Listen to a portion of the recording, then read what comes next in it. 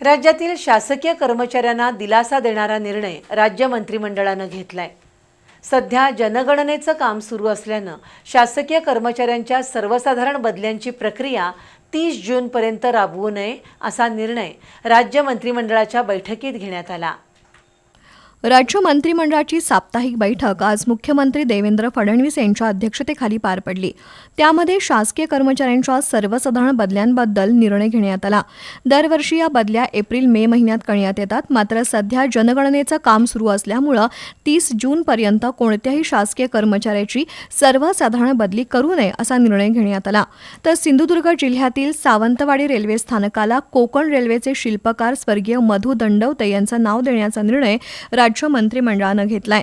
तसंच नवीन नागपूर बाह्य वळण रस्त्याच्या भूसंपादन व्यवहारावरील मुद्रांकन नोंदणी शुल्क माफ करण्याचा निर्णय आज घेण्यात आला।